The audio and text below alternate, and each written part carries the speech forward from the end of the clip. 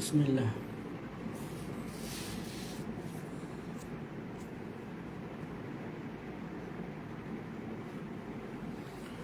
Bismillahirrahmanirrahim. Alhamdulillah wassalatu wassalamu ala sayyidina Rasulillah wa ala alihi wa sahbihi wa man walah, amma ba'du.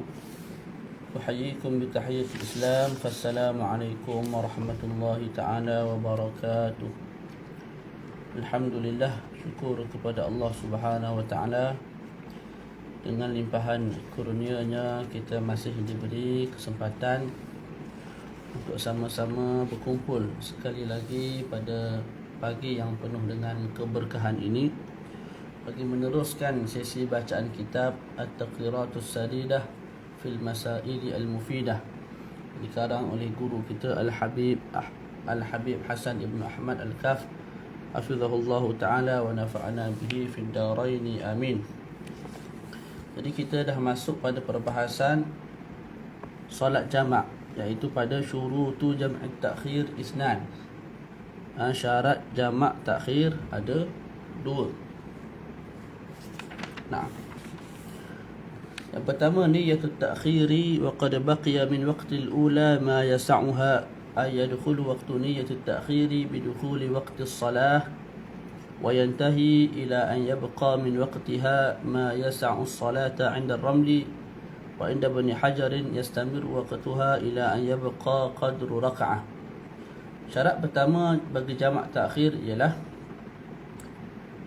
kita berniat untuk melambatkan solat, sedangkan baki waktu bagi solat yang pertama, zuhur sebagai contoh, masih muat untuk kita laksanakan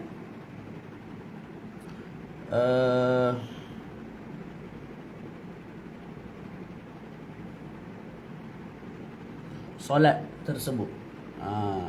Boleh? Contoh kita sebut solat zuhur 4 rakaat 4 minit. Jadi kita nak niat jamak takhir itu, niat nak melambatkan solat bermula daripada awal masuk waktu zuhur. Contoh pukul 1 kan, masuk zuhur, kita berniat dalam hati ada kehendak nak lambatkan solat zuhur dalam waktu asar. Itu satu. Tak, ataupun lepas sejam, lepas 2 jam baru kita niat nak lambatkan zuhur dalam waktu asar. Dan maksimumnya kita boleh niat pada saat-saat akhir. Yang penting baki waktu tu masih ada 4 minit. Yang mana 4 minit tu muat untuk letak 4 rakaat zuhur. Faham betul? Contoh, habis solat fardu zuhur pukul 5 petang. Tak, jadi kita niat untuk lambatkan waktu zuhur tu pada pukul 4.53, 4.52, 4.55. Tak, jadi baki 5 minit, 6 minit. Waktu tu baru kita niat. Mana kita niat pukul 4.55, waktu tu baru kita niat dalam hati nak lambatkan sembahyang zuhur dalam waktu asar. Masih boleh dibenarkan, tidak ada masalah. Malah Imam Ibn Hajar sebut memadai kalau waktu tu hanya muat seminit, hanya muat 1 rakaat. Jadi di sisi Imam Ibn Hajar, kalau kita niat untuk lambatkan solat zuhur itu pada pukul 4.59, baki seminit lagi nak habis waktu, boleh. 4.58 boleh, walaupun baki yang ada tu tak muat dah nak letak 4 rakaat zuhur. Tak, tapi masih muat untuk letakkan, untuk dikerjakan 1 rakaat, maka masih sah di sisi Al-Imam Ibn Hajar Al-Haytami rahimahullahu ta'ala. Itu yang pertama. Dengan makna kalau orang tu tak niat langsung, dia lalai leka ke benda lain, bawa kereta, sedar-sedar bunyi azan so, Allahu Akbar, Allahu Akbar, tadi tak ada terlintas langsung nak sembahyang jamak takhir, nak lambatkan zuhur dalam waktu asar, maka kita sebut dia berdosa. Kerana apa? Kerana melambatkan waktu zuhur. Jadi kita ada 2 orang, seorang niat, seorang lagi tak niat. Dua-dua tu solat waktu zuhur, solat fardu zuhur dalam waktu asar, dua-dua orang. Cuma yang niat tu tak berdosa, yang tidak niat itu berdosa. Jadi kat sini niat tu membezakan antara 2 perkara, dibenarkan dan juga perkara yang tidak dibenarkan oleh syarak.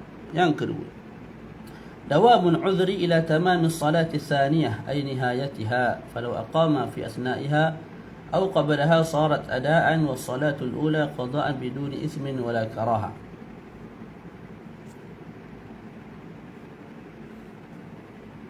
Yang kedua ialah sentiasa berkeadaan dalam keadaan uzur sehinggalah selesai solat yang kedua. Yang ni kebanyakan daripada kita selesailah syarat ni, cukup syarat ni. Sebab apa? Bila kita naik kenderaan nak ke mana-mana, kita nak jamak takhir. Jadi dalam waktu zuhur kita niat nak lambatkan solat. Bila sampai waktu asar, kita singgah di R&R, di masjid mana-mana, kita pun semayang. Masa kita semayang tu, tak, zuhur 4 rakaat, asar 4 rakaat, ataupun zuhur 2 rakaat, asar 2 rakaat kalau kita qasar. Masa kita semayang, kita sah-sahlah dianggap sebagai orang yang musafir. Daripada awal semayang sampai dah selesai semayang yang kedua. Faham tak? Sebab kita duduk di R&R tu, tak bergerak masjid tu, statik situ. Faham tak? Jadi 4 rakaat dikerjakan ketika mana kita dianggap sebagai musafir. Begitu juga 4 rakaat asar dikerjakan ketika mana kita dianggap sebagai musafir, ataupun dua-dua. Jadi semua solat itu dikerjakan dalam keadaan kita bermusafir. Maka sahlah jamak takhir tersebut. Boleh? Berbeza kalau mereka yang bertukar status sebelum selesai 2 solat. Sebelum selesai solat yang kedua. Sebelum selesai solat yang kedua. Contoh kita naik kereta api lah gambarannya. Naik kereta api. Saya daripada Selayang Baru, rumah mertua, nak balik rumah asal, tempat saya bermukim di Balok, Kuantan. Kan? Jadi bila sampai di Gambang baru saya start sembahyang jamak takhir. Allahu Akbar. 2 rakaat zuhur. Lepas tu bangun pula Allahu Akbar nak sembahyang asar. Jadi sembahyang asar baca Fatihah, rukuk, sujud. Tapi sebelum saya selesaikan asar, saya dah sampai di kawasan saya. Saya dah sampai di tempat bermukim saya.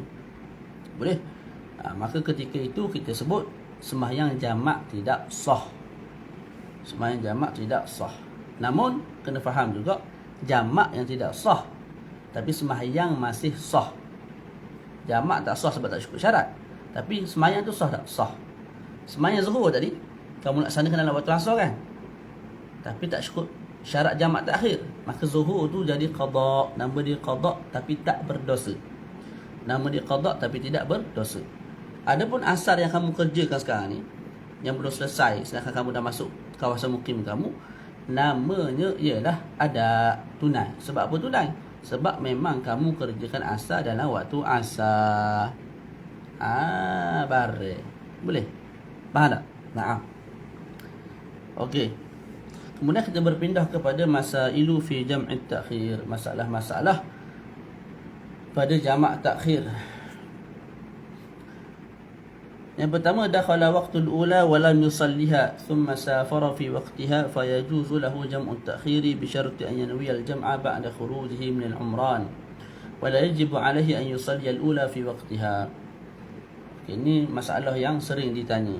Masuknya waktu solat yang pertama zuhur, tapi dia tak sembahyang zuhur di rumah dia. Kemudian dia pun bermusafir dalam waktu zuhur. Soalannya, boleh tak dia jamak takhir? Boleh tak dia jamak takhir?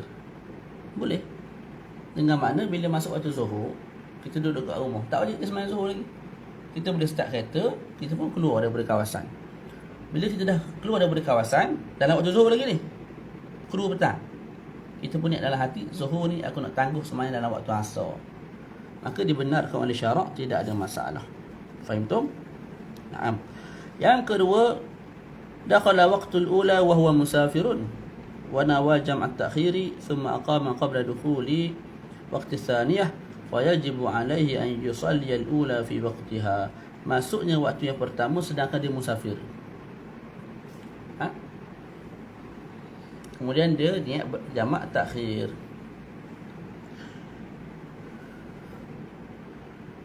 Kemudian dia bermukim sebelum masuk solat yang kedua. Gambarannya gini. Kita bergerak daripada rumah mertua kita, nak balik ke kawasan asal kita, tempat kita bermukim, tempat kita tinggal.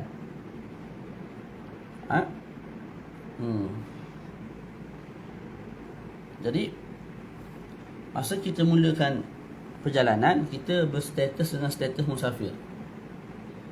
Tak? Dan kita plan ni nak jamak takhir. Tak nak jamak takdim, nak jamak takhir. Semuanya kita jenis bawa kereta laju, tekan minyak tu heret sampai ke dinding, heret sampai ke rapat.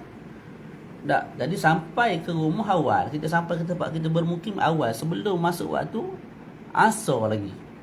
Tadi niat jamak takhir. Tak, tapi kita sampai ke kawasan kita sebelum masuk asar. Maka kita sebut wajib bagi kamu solat fardu zuhur dalam waktu zuhur. Dalam waktu itulah, sebab dalam waktu zuhur lagi tu. Asar nanti sebenarnya dalam waktu asar. Begitu cerita. Okey.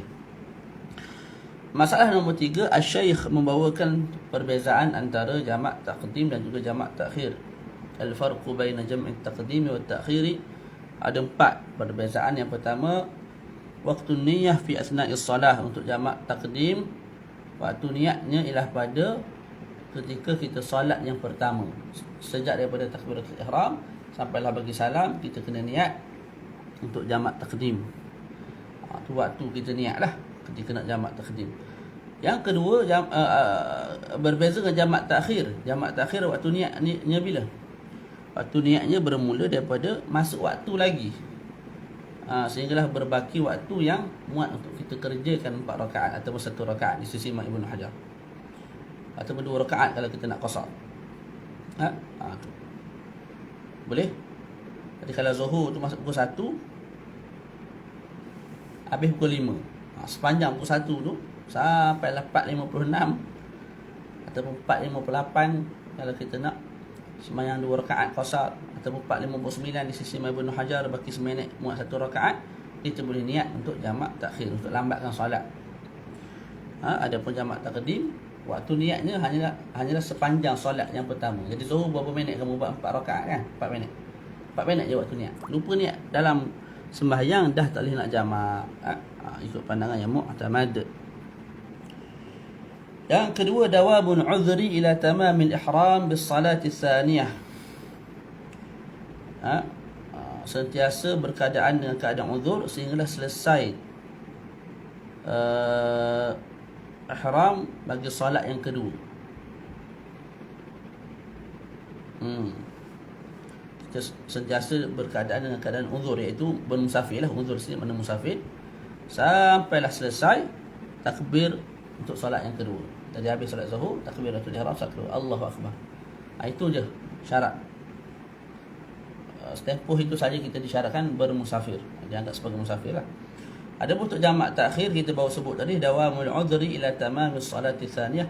Mesti kita berstatus dengan status musafir ataupun sakit sampailah selesai 2 solat, zuhur dan asar, ataupun maghrib dan isyak. Kalau tak, tidak sah jamak walaupun masih sah solat. Itu saya dah terang. Yang ketiga, tajibul muwalatu bainahuma. Untuk jamak takdim kena mualah berturut-turut. Solat zuhur bagi salam, terus kena sembahyang fardu asar. Perinciannya telah kita huraikan. Adapun untuk jamak takdim, untuk jamak takhir, la tajibul muwalatu bainahuma bal tusan. Untuk jamak takhir tak wajib berturut-turut. Maknanya lepas sembahyang yang pertama nak tidur dulu ke, nak pergi berok kencing ke, tak, dibenarkan, tidak ada masalah. Lepas tu baru sembahyang yang kedua. Yang keempat, yajib tartibu. Wajib tertib bagi jamak takdim, kena start dengan zuhur, baru asar, maghrib, baru isyak. Adapun jamak takhir, la yajib tartibu bal yusan, malah disunatkan sahaja. Untuk jamak takhir kita boleh buat zuhur, lepas tu asar ataupun asar lepas tu zuhur, boleh, tak ada masalah.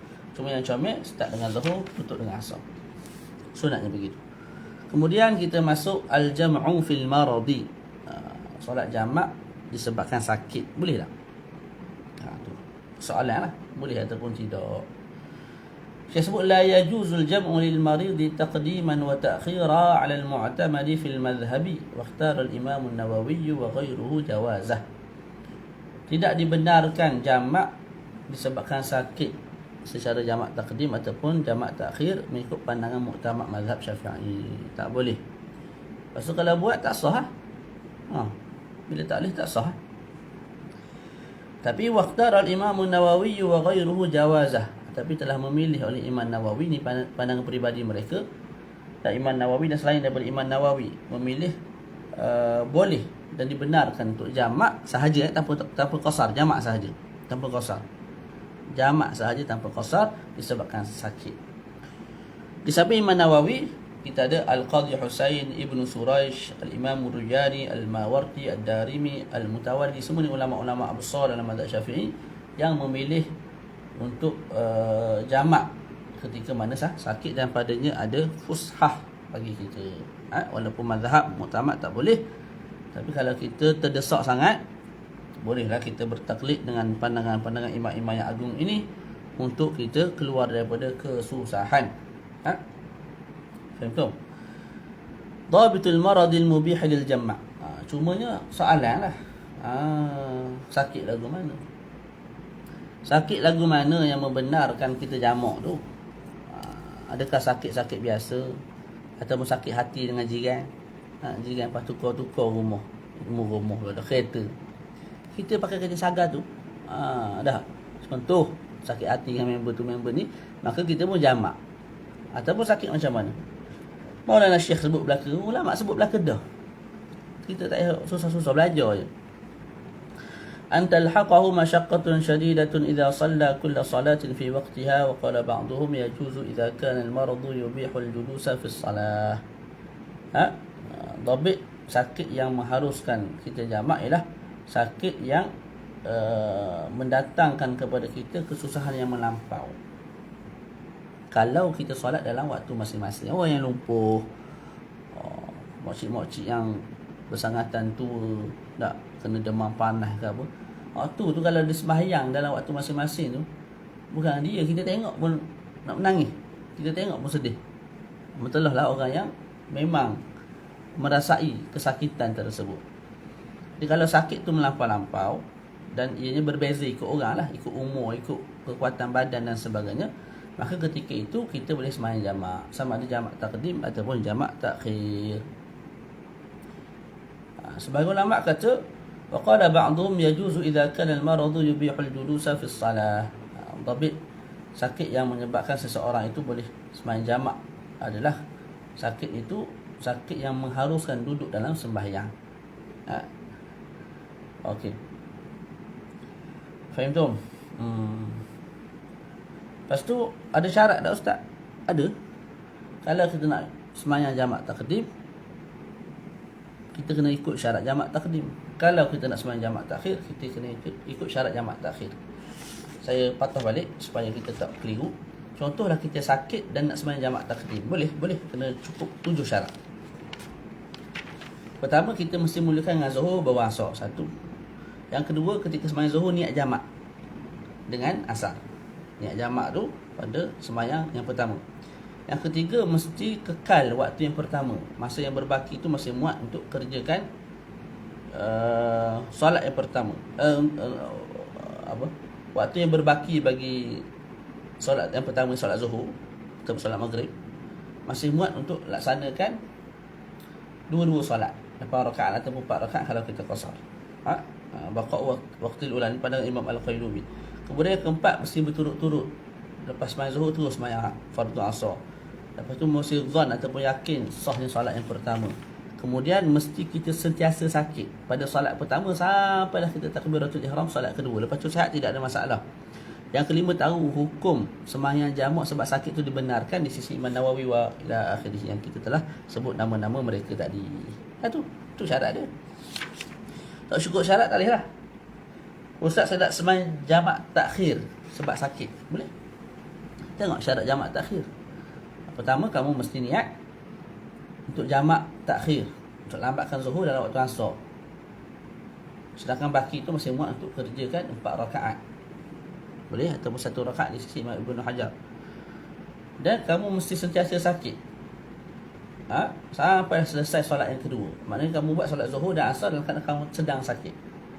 Barulah dianggap sebagai sah jamak. Kalau sembuh, tengah sembahyang rakaat kedua tu sembuh, maka hukumnya samalah.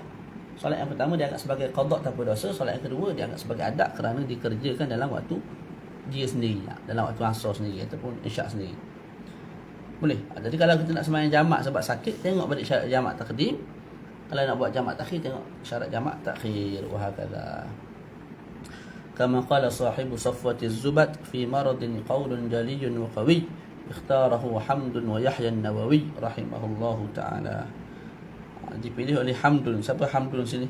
Al-Imam Hamd bin Sulaiman Al-Khattabi, yang merupakan pensyarah kepada kitab Mukhtasar Sunan Abi Daud rahimahullah. Buat kerja belaka ulama kita, tak duduk diam. Hak ni tolong ikhtisar, hak ni tolong syarah balik ikhtisar itu. Hak ni tolong syarah Sunan Abi Daud. Hak ni tolong ringkaskan balik syarah ke atas Sunan Abi Daud. Duduk main lagu tu. Tak duduk diam. Kita ni malas.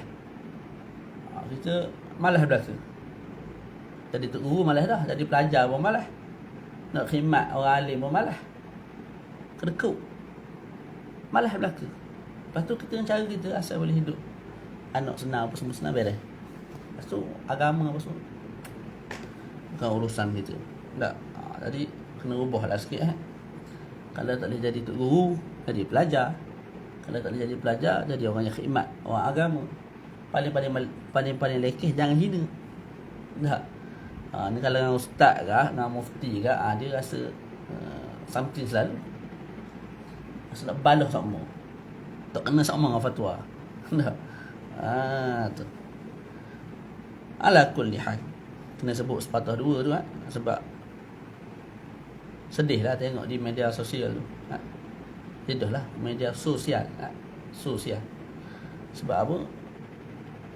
Orang yang tak sepatut bercakap hina para mufti kita, orang agama kita.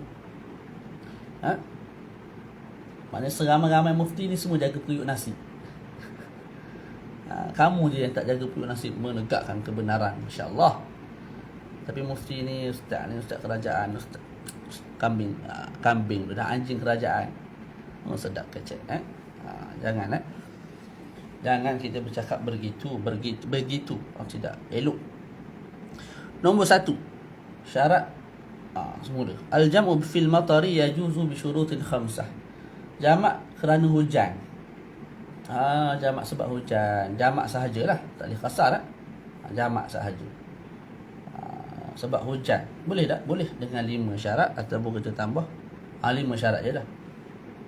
Yang pertama, ayakuna jam'a taqdimin la ta'khir. Pertama mesti jamak taqdim. Jamak ta'khir tak boleh nak buat jamak sebab hujan.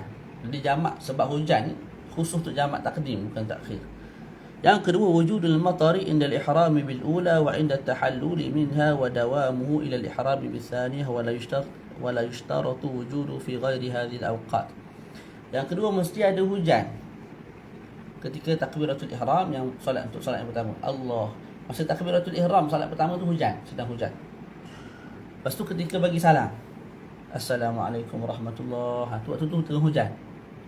Dan berterusan hujan tu sampailah kita selesai takbiratul ihram untuk solat kedua.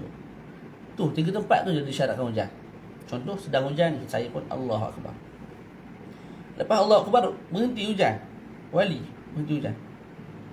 Tapi masa nak bagi salam hujan balik. Assalamualaikum, hujan lebat.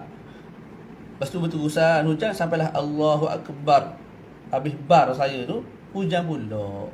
Faham tak? Kembali hujan. Tu 3 syarat tu. Boleh? Selain daripada tu tidak disyaratkan hujan. Lepas takbir yang kedua berhenti tu hujan, titik pun tak turun. Sah. Ada kena hujan lebat lah. Nanti kita sebut syarat dia. Syarat yang ke nombor 5 dia tak semestinya lebat betul. Yang ketiga, antusalla jama'atan, mesti sembahyang berjemaah. Jadi nak sembahyang jamak takdim sebab hujan, sembahyang seorang-seorang tak boleh, mesti berjemaah. Pada tak tidak sah. Yang keempat, antakuna fi makanin ba'id masjidin aw ghairi. Mesti jemaah tu didirikan di tempat yang jauh. Ni kalau masjid sebelah rumah tak boleh mesti tempat yang jauh, masjid ke surau ke ikut gilah. Yang penting tempat jemaah tu jauh. Yang kelima, ayat ta'adza, ni yang Ustaz Aidit kita tanya. Ustaz Aidit ni bujang lagi. orang yang jurus berangan. Siapa yang berminat boleh PM tepi dia lah, berkenalan dengan dia. Ayat ta'adza, saya ada dah, saya telah dimiliki. Barang rare ni cepat orang ambil, boleh. Tapi kalau ada yang nak, saya bagi nombor orang rumah saya lah. Dapat tackle yang tu, kira lah. Tak dapat tackle yang tu, saya minta maaf banyak. Okey. Dia yang penting dalam hati ada bunga. Handsome tu nombor 10 11. Itu sih yang paling penting bagi lelaki, ya. Perempuan suka yang jenis lagu tu. Ayat ta'azza min al-matari fi tariqih. Yang kelima, hendaklah kita tersakiti. Sebut pasal cinta tadi terus keluar ayat ni. Ayat ta'azza min al-matari fi tariqih, hendaklah kita tersakiti disebabkan hujan dalam perjalanan. Jadi jauh, payung pun tak ada, kereta pun tak ada nak naik, pakai naik motor je, berabuk kot lah. Tak. Jadi kalau jenis lagu tu, maka kita bolehlah sembahyang jamak takdim sebab hujan. Namun kalau daripada rumah kita ke masjid tu, walaupun jauh, ada apa? Atap. Contohlah, ataupun ada perkara lain,